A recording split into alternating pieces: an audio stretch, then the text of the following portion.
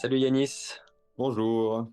Bienvenue à toi et bienvenue à tous dans un épisode de l'interview des profondeurs, un épisode spécial du podcast Profondément Vivant que l'on co-hôte avec Hélène.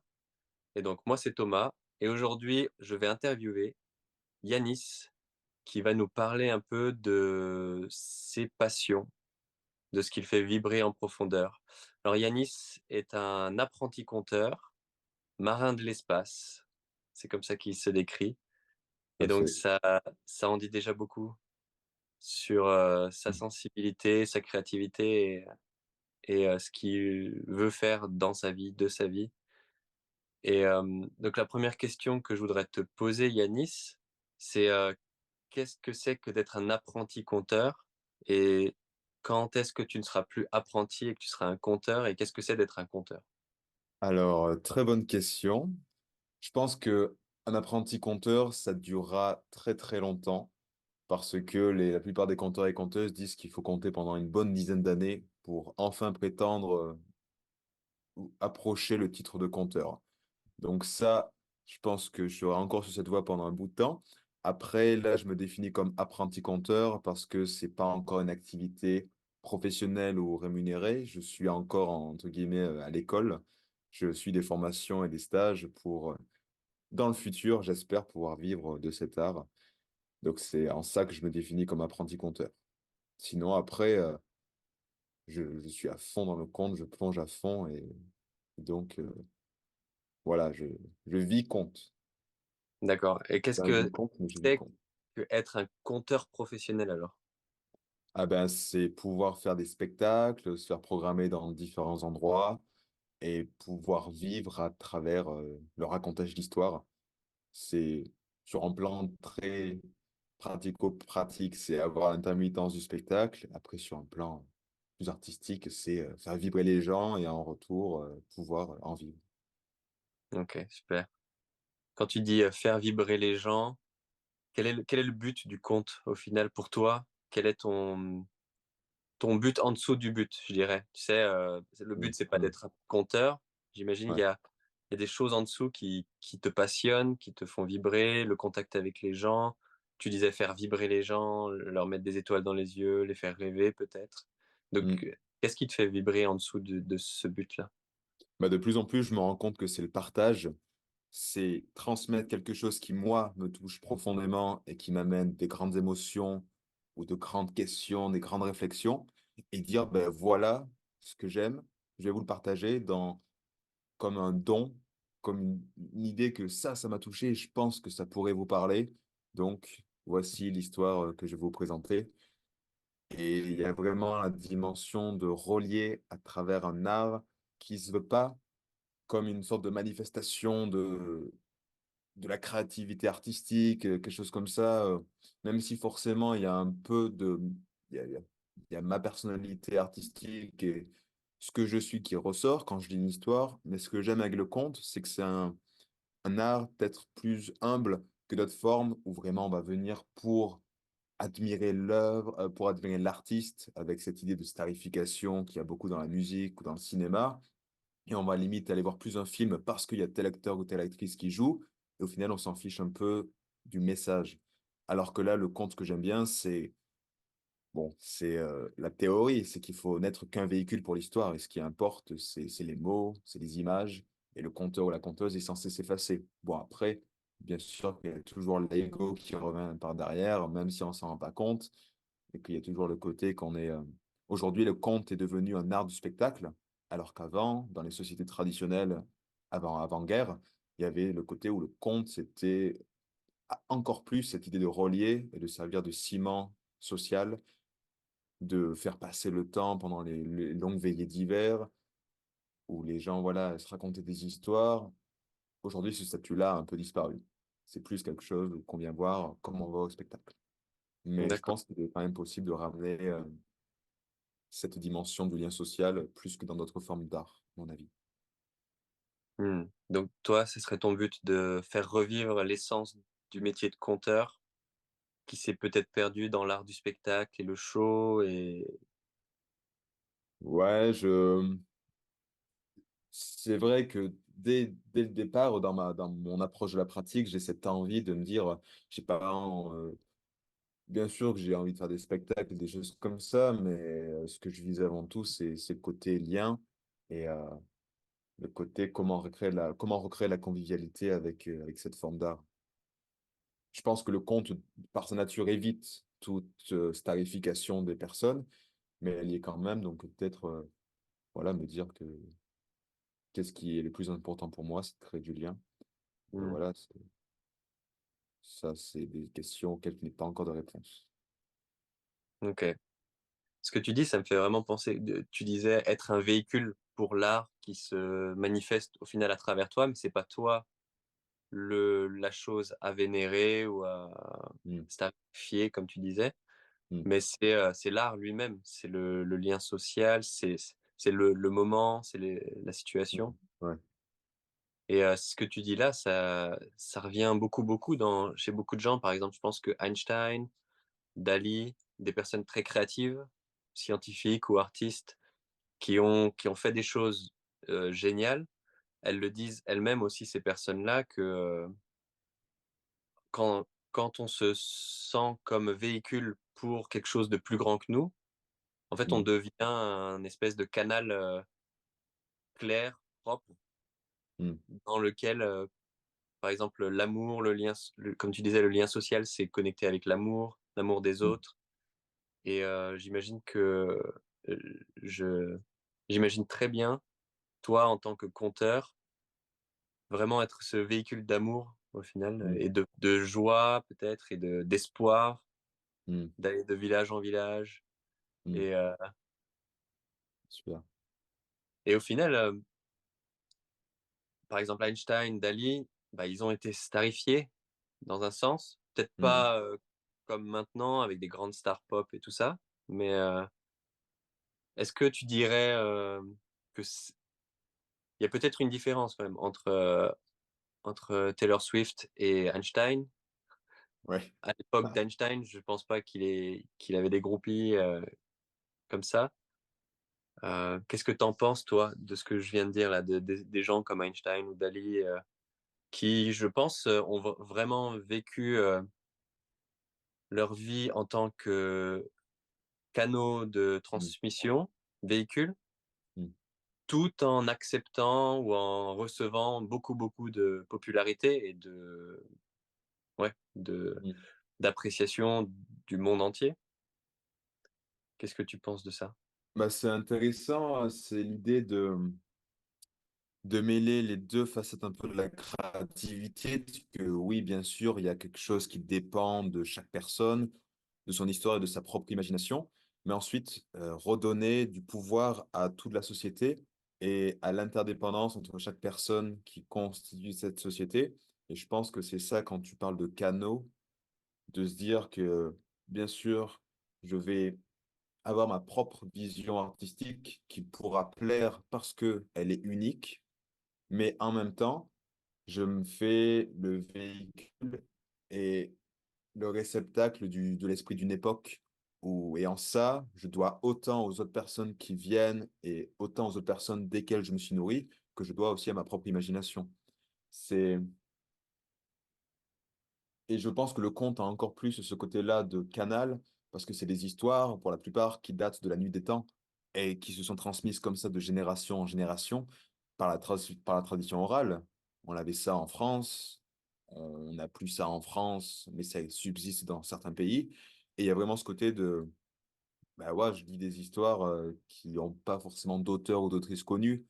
Et je tiens le flambeau un peu comme les futurs porteurs de flambeau de cette chère compétition des Jeux Olympiques de Paris.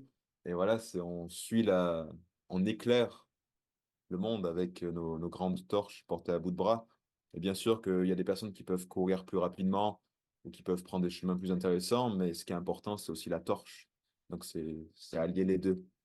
Et c'est intéressant, hier, j'ai entendu une conférence qui parlait de la place de l'art dans la société avec la question de la décroissance et qui pointait l'importance ben voilà, de ce lien social et selon les termes de la dame qui était, elle disait l'ambiance générale et que finalement les artistes Ils doivent autant mettre l'accent sur leur propre expression et émotion créative que sur la société. Et voilà, dire on est tous ensemble dans cette chose-là et enlever cette barrière un peu fictive que le capitalisme et la starification ont créé, qu'il y a des artistes qui ont du talent et il y a les autres, la masse, alors que non, c'est juste, il y a des Ouais, personnes qui ont eu de la chance, qui sont dans des milieux favorables, et voilà, c'est essayer de rassembler tout ça.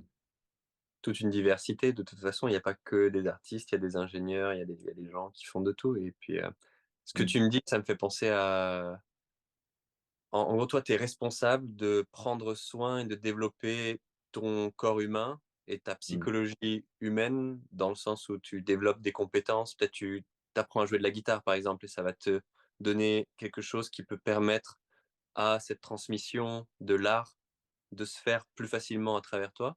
mm, Donc c'est ça dont tu es responsable. C'est comme un peu, aiguiser ses outils et en prendre mm, soin, aller aiguiser sa scie avant d'aller couper des arbres. mm. Bon, c'est pas un bon exemple d'aller couper des arbres dans la forêt, mais ça dépend pourquoi après, oui. Ouais. Hem,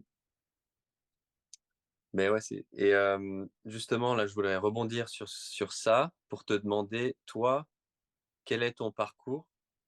Donc moi, je le connais un petit peu, mais peut-être le présenter un peu d'où tu viens, qu'est-ce que tu as fait comme études?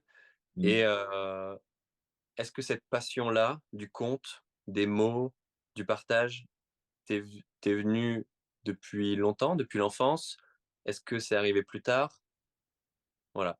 Est-ce que tu peux mm. nous partager un peu ton parcours, historique? Très bien. Alors, la passion des mots, elle est là depuis très longtemps, mais c'était à travers la lecture. J'étais un énorme lecteur, un véritable rat de bibliothèque, qui justement passait son temps dans sa chambre et que du coup, les mots se faisaient que sur le papier. J'avais pas du tout, avant, dans mon enfance, jusqu'à la fin du lycée, cette idée de partager et de transmettre par la voix orale, par les mots, ou même par les instruments ou voilà, je gardais un peu pour moi tout ça, très timide, avec des difficultés à prendre la parole en public. Et ensuite, j'ai fait immédiatement après le bac Sciences Po, où là, j'ai découvert une association où on faisait de l'éloquence, qui m'a fait tremper le petit orteil dans le grand bain de la prise de parole en public. Et c'est là où j'ai commencé de fil en aiguille à tisser ce chemin des mots. Et finalement, ben voilà, prise de confiance dans la parole.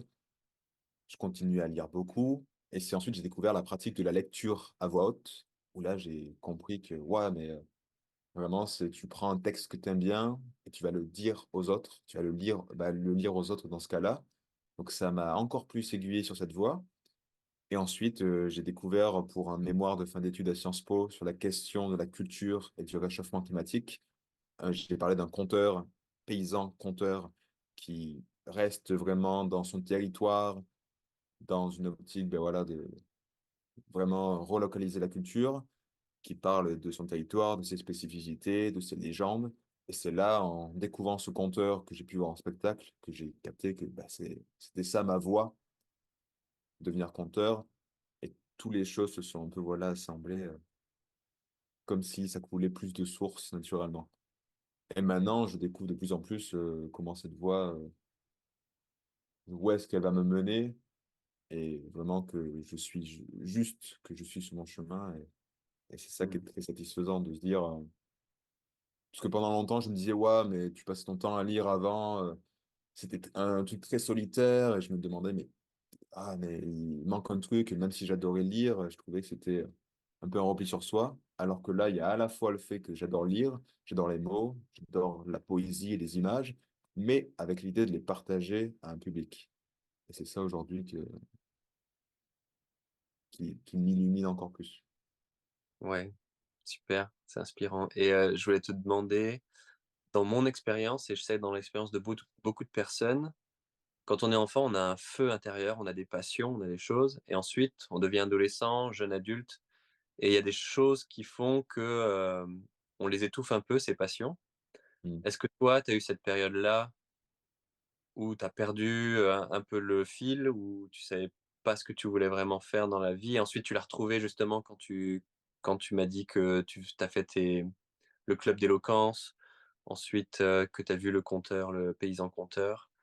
Est-ce Mmh, que, est-ce que tu dirais, alors moi j'aime bien l'image du volcan, est-ce que tu dirais que ton magma et ton volcan s'est éteint à un moment, s'est vraiment calmé et mmh. qu'ensuite il y a eu des épisodes et des moments dans ta vie qui ont fait ressurgir de la lave et tu t'es reconnecté à cette passion intérieure à Ouais. un moment? Bah, je pense que pendant longtemps, le volcan, il était éteint, en tout cas dans l'idée qu'il projetait à l'extérieur, c'est-à-dire que ça bouillonnait vraiment à l'intérieur, mais c'est un truc que je gardais vraiment pour moi. De ce côté, j'adorais lire, j'adorais la musique, tout ça, mais c'était quelque chose de voilà, très solitaire. Et ensuite, le volcan a commencé à bouillonner quand je me suis dit, ouais, mais j'aimerais bien faire de l'art, quelque chose de plus sérieux pour moi, écrire, faire de la musique. Et à un moment, je m'étais mis en tête, voilà, vraiment que je voulais faire de la musique. Mais à l'époque, c'était du rap ou c'était de la musique électronique. Et bah là, c'était un peu le volcan que je forçais à aller dans un endroit où j'avais creusé une sorte d'issue pour que la lave s'écoule par là, sauf que c'était un mauvais endroit et du coup, ça forçait la lave à sortir alors que c'était pas là que vraiment elle allait le plus exploser.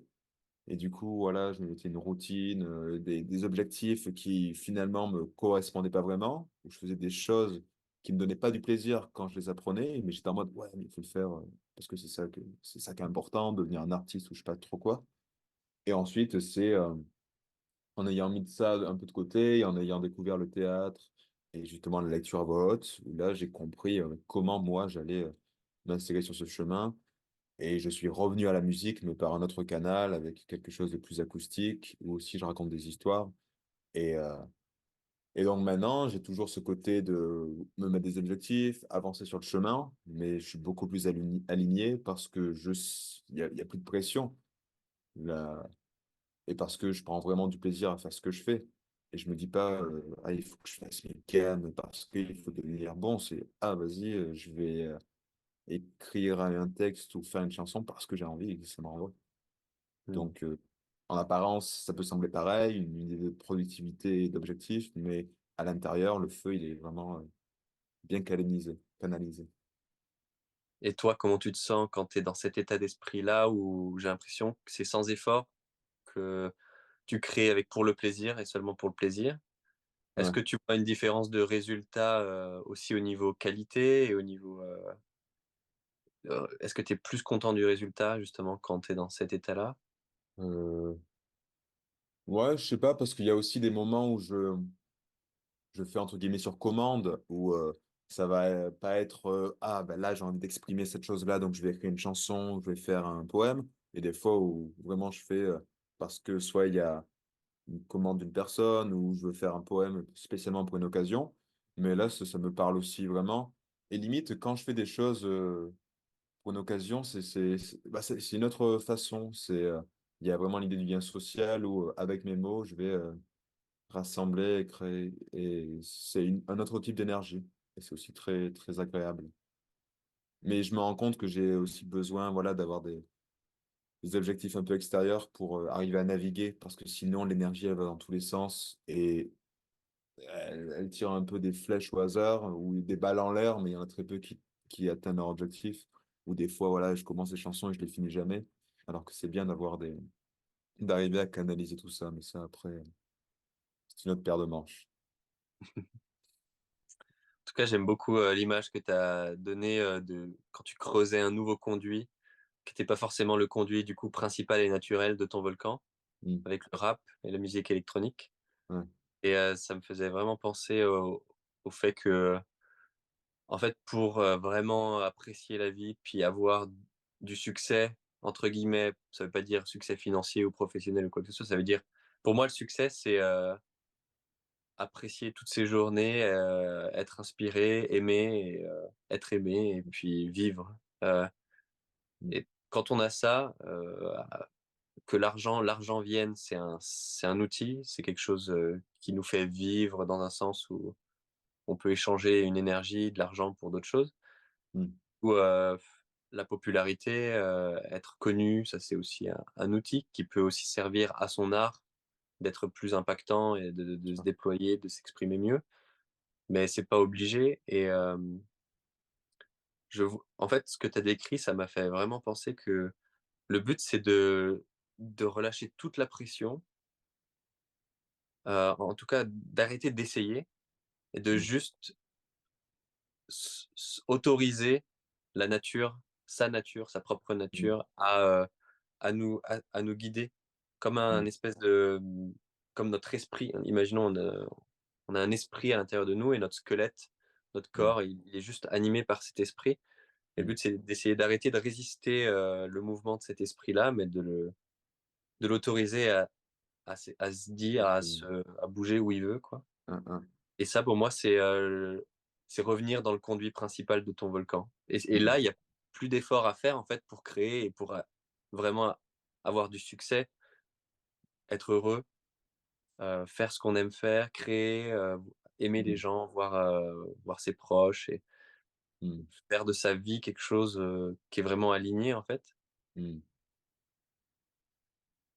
Ouais, Donc, c'est ouais, vraiment écouter l'intuition, en fait, qui sommeille au fond, mais que souvent on enterre sous plein de couches parce qu'on ne sait pas comment l'écouter, ou on pense qu'il ne faut pas l'écouter parce qu'il y a plein d'objectifs à atteindre, il y a des devoirs à faire.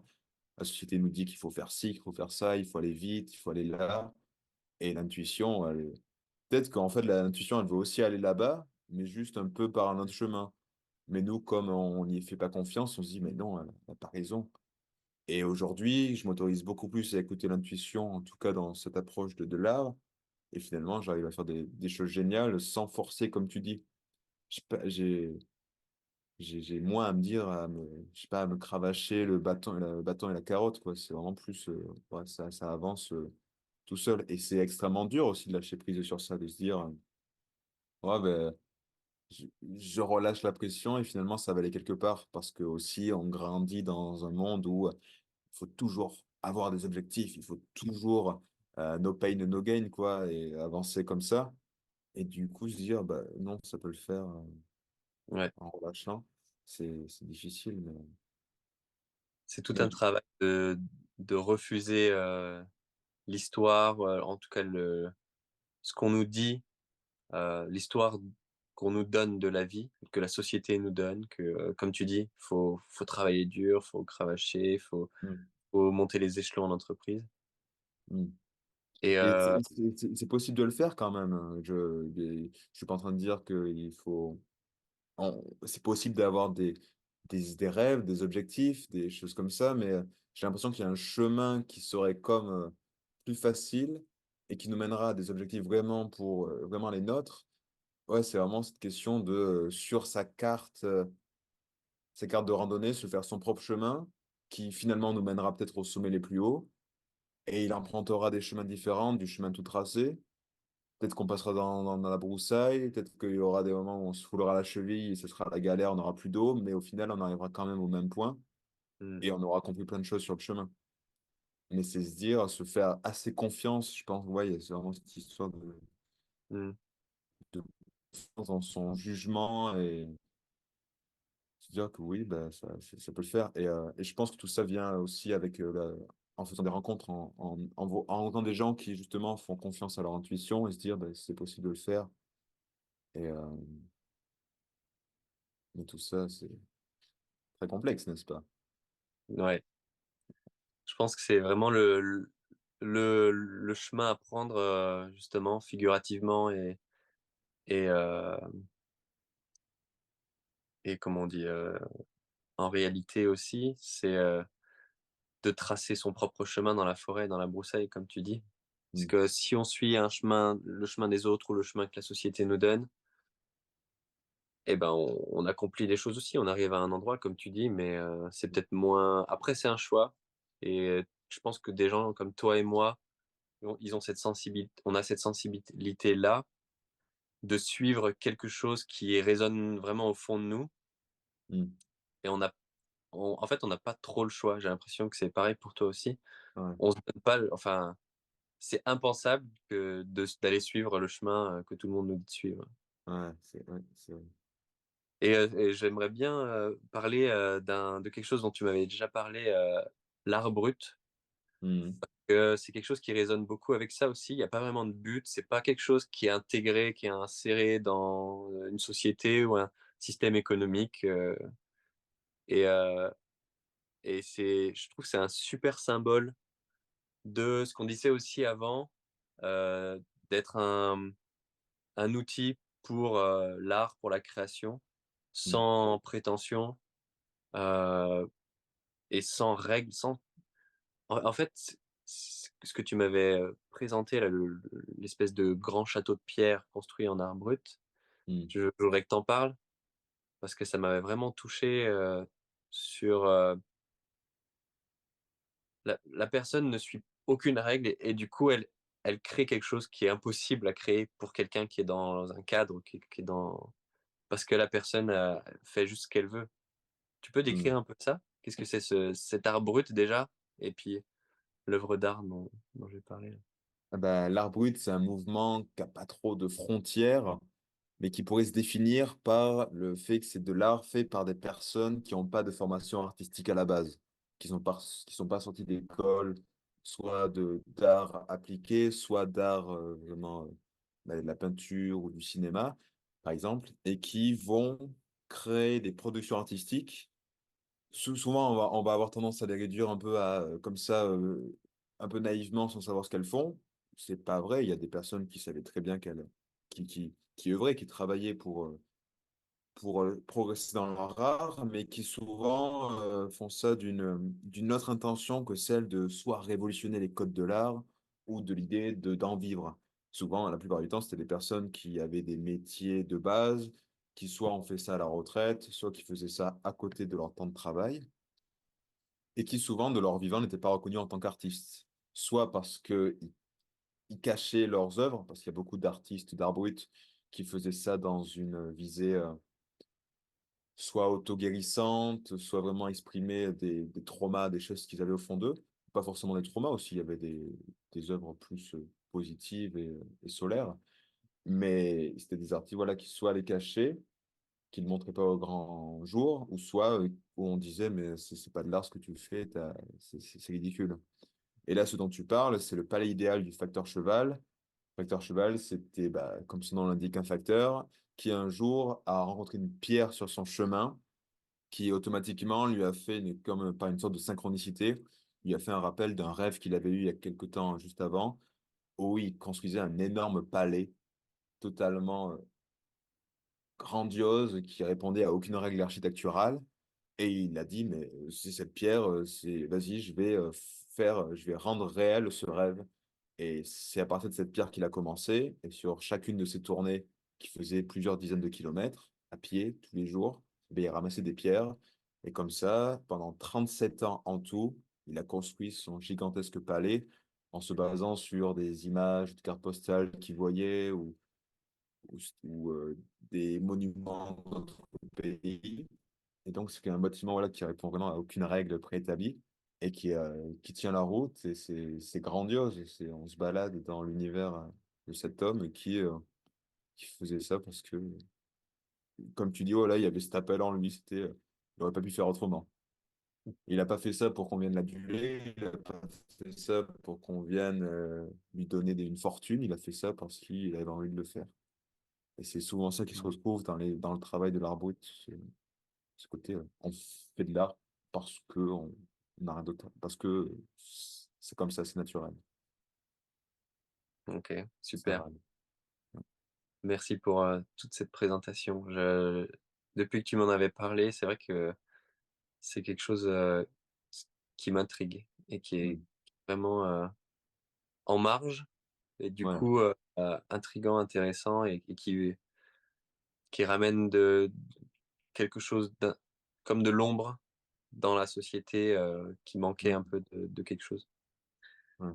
Et donc je voudrais continuer un peu, peut-être, terminer, cette interview en, te demandant aujourd'hui et dans ton futur, quelles sont les étapes maintenant? Quels sont tes projets actuels peut-être et futurs qui, qui font partie de cette passion? Mm. Et en rappelant aussi quand je t'ai décrit, quand je t'ai présenté en début d'épisode, j'ai dit, marin de l'espace. C'est Mmh, toi qui m'avais dit ça et je voudrais aussi que tu, expliques un peu ça. Je pense que ça se comprend un peu avec la poésie, l'art, des mots. mmh, J'aimerais bien que tu en parles un peu plus. OK. Alors, bah, d'abord, je peux parler de Marin de l'espace. Ça fait référence à comme à un univers que je me suis créé mentalement juste parce que ça me fait marrer aussi pour m'aider à gérer tout ce qui est émotion, ou tout ce qui est peur. Et ma métaphore, c'est qu'on a chacun et chacune au fond de nous un grand bateau, un navire qui a des formes différentes en fonction de chaque personne, et que sur ce navire, il y a un équipage qui est fait de nos émotions, de nos pensées, de nos peurs, de notre anxiété, et que nous, ben, on est un peu le commandant de tout cet équipage qui souvent fait des mutineries ou qui souvent veut aller à droite alors que nous, on veut aller à gauche, et qu'il faut faire avec ça, pour illustrer le proverbe qu'on est tous et toutes sur le même bateau. Et donc, c'est quelque chose qui, moi, m'aide beaucoup à prendre du recul avec tout ce que je vis et à plus l'accepter. Donc ça, c'est le marin. Et l'espace, c'est... déjà, je suis fasciné par le cosmos et tout cet univers gigantesque. Mais là, l'espace, c'est plus dans le sens, l'espace géographique du monde, avec cette idée de ouais, partir à l'aventure, découvrir. L'espace aussi qu'il y a entre chacun et chacune de nous, que on peut essayer de combler tant qu'on veut en parlant. Il y aura toujours forcément un espace. On ne pourra jamais vivre vraiment ce que les autres gens vivent. Mais en tout cas, on peut essayer de l'approcher. Donc, c'est toujours dans cette idée de relier à l'espace, relier aux autres, relier au dehors. Je suis juste fasciné en fait par le fait qu'on puisse avancer, se déplacer. Pour moi, c'est comme un miracle le fait juste de marcher, que notre corps, il est là, il y a un tas de molécules qui est là et juste on décide par la pensée d'aller à un autre endroit et on y arrive. Bon, si c'est pas de la téléportation, ça, je sais pas ce que c'est. Et du coup, voilà pour le marin de l'espace. Ouais, Et sinon, pour mes futurs projets dans le compte, bah, l'idée, c'est de progresser dans ma pratique avec découvrir beaucoup d'histoires. Je fais ça en ce moment, de lire voilà, plein d'histoires, des recueils, m'imprégner de la matière conte, comment les histoires se construisent, qu'est-ce que c'est les éléments récurrents, qu'est-ce que c'est voilà, les différents types de contes, parce qu'il y a plein de registres dans le conte, comme il y a des styles de musique, reggae, rock, metal, et classique, il y a des styles dans le conte, conte merveilleux, conte de facétie, menterie, tout ça, voilà, il faut l'intégrer un peu. Et ensuite, l'idée, c'est de créer un premier spectacle qu'ensuite je pourrais promener à droite, à gauche, essayer, je sais pas, de programmer dans des endroits. Mais ça, c'est un futur plus ou moins lointain. Et j'aimerais aussi, toujours dans cette idée de reliance et d'exploration de l'espace, faire une sorte de tournée à pied ou en stop ou en vélo, je ne sais pas encore, de France et demander le gîte et le couvert en échange d'un racontage d'histoire et de quelques chansons. Et ça, c'est quelque chose qui me plairait vraiment parce que j'adore l'être humain, j'adore les histoires de vie et je trouverais ça génial de se servir comme prétexte, de se servir du conte comme prétexte pour ensuite créer des discussions et des choses vraiment un peu intimes, personnelles, de personne à personne, par rapport à un spectacle où même si les gens peuvent venir nous voir à la fin, il y a toujours des gens, on ne sait pas comment ils reçoivent les histoires. Et aussi, ce projet, il m'animerait bien parce que j'aimerais retrouver une sorte de tradition orale, même si je sais que c'est une illusion, que en France, en Occident, l'écrit est devenu maître, mais essayer de réapprendre, découvrir des histoires en les entendant d'une façon orale. Et je pense qu'il y a plein de gens en France, surtout du côté des personnes âgées, qui connaissent des histoires. Et l'idée, c'est ouais, d'aller les voir et de me dire, est-ce que vous avez une histoire à me raconter? Voilà. super. Peut-être que, si vous écoutez cet épisode, Yanis passera pas loin de chez vous. J'espère que vous lui offrirez le gîte et le couvert. J'adore le beurre cacahuète, si jamais vous Ouais, voulez m'en offrir. faudra prévoir le bocal. Super. Comment tu te sens par rapport à tout ça? Est-ce que, on n'a pas trop parlé des doutes ou des challenges ou des peurs aujourd'hui, c'était Mmh, assez positif. ouais. On va pas y aller trop en profondeur là, on va arrêter l'interview bientôt, mais, quel est ton équilibre entre l'excitation et être certain de ce que tu veux faire et de l'autre côté, les peurs et les doutes qui peuvent surgir? Mmh. Heu, Bah, voilà, à la fois, j'ai beaucoup moins de peur et de doutes qu'avant sur l'idée de qu'est-ce que je veux faire de ma vie? Cette question, comme une lame de guillotine au-dessus de la tête. Je sens que j'ai vraiment mon feu intérieur qui, du coup, me donne des envies d'avancer et qui, peu importe ce que je ferai à côté, même si j'ai envie de faire des métiers qui aient du sens, des choses comme ça, je me dis, bah, j'ai toujours ce rêve-là et j'y avance tant bien que mal, jour après jour. Donc ça, pour le coup, ça a enlevé pas mal de doutes. Après, et aussi le fait que en progressant, ben, je recueille aussi beaucoup de retours très positifs. Donc ça me nourrit.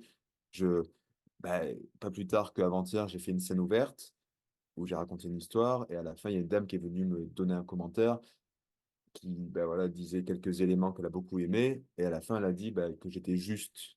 Ça, j'étais vraiment très juste. Et ça, je l'avais jamais eu comme retour et mais c'est génial, c'est merci. C'est à la fois, je suis juste quand je raconte l'histoire et je suis juste dans mon chemin. Donc ça, c'était Mmh. du pain béni. Et sinon, après les doutes, oui, bien sûr, il y en a, mais ils seraient plus sur l'état actuel et général du monde, de est-ce qu'il y aura de la place dans 10 ans pour de comptes pour en vivre? Est-ce que tout sera pas dans un bordel cataclysmique? Mais ça, on peut pas y répondre malheureusement. Donc ça, c'est Mmh. plus des doutes, mais qui, je pense, seront toujours là. Donc juste les accepter et voilà. Mais déjà, je suis revenu pas mal de doutes parce qu'il y avait 1 an et demi, j'étais dans cette idée de mais à quoi ça sert l'art dans un monde où il va y avoir de moins en moins de ressources, ou avec la montée des eaux, la montée de la température et tout. Et maintenant, je me dis, mais oui, c'est vital de se nourrir, de se loger et de se réchauffer, mais c'est vital de créer du lien entre les êtres humains, d'échanger. Et c'est tout aussi vital, le conte et l'art d'une façon générale, que la nourriture. Si on nourrit nos corps avec des légumes, avec du pain, avec des céréales, on nourrit nos âmes avec des histoires et des chansons et des films. Donc, les deux sont importants. Donc, ce paysan conteur a trouvé le bon filon. Ah oui, lui, il est royal. Et moi, je crois vraiment que, l'économie du futur, ça va tout changer, l'argent va tout changer et des gens qui font des choses comme toi tu fais, faire du lien, créer il y aura beaucoup plus de valeur mise, je pense, dans cet aspect-là. Communauté, amour, lien, développement personnel et en même temps, bah, comme tu dis, le pain, la nourriture, ça sera toujours important, c'est sûr. On Hmm, sera pas des robots. j'espère bien. Ouais, peut-être, ça c'est pas sûr encore, mais Et également, je suis assez content d'avoir choisi ce domaine artistique parce que je pense que l'intelligence artificielle, bon, avant mmh, qu'on voit des IA compter, je pense qu'on aura les poules auront des dents. Alors que par exemple, le cinéma ou la peinture, plus craignos, quoi. c'est vrai. Alors je pense on peut clôturer pour cette interview. Merci à toi Yanis d'avoir accepté, mon invitation. Eh ben, Heu, merci à toi, Clément. voilà, Merci à merci Hélène également. Hélène aussi, ouais, qui n'est pas là aujourd'hui car on a décidé de faire des interviews, séparément. Ce sera plus simple pour poser des questions plutôt que d'être à 2. Et heu merci aux auditeurs. J'espère que ça vous aura intéressé. Si vous avez plus de questions sur le métier de conteur, sur, le parcours qu'il faut faire, sur, peut-être, comment aller voir des conteurs en France ou ailleurs, si vous venez d'autres pays francophones peut-être. Et ben, n'hésitez pas à écrire des commentaires et puis on rentrera en contact avec Yanis, par un moyen ou un autre, Tout à email fait. ou quoi que ce soit pour en savoir plus. En tout cas, moi, ça m'a vraiment intéressé aujourd'hui et je pense que, les prochaines interviews seront aussi, axées sur, ce feu intérieur dont on a beaucoup parlé aujourd'hui et Mm. dont tu as vraiment exprimé, l'essence grâce à ton parcours et à ce que tu as pu dire de ta passion, de ton métier. Donc merci pour ça Yanis. Mais de rien. Merci pour cette belle interview. Au revoir.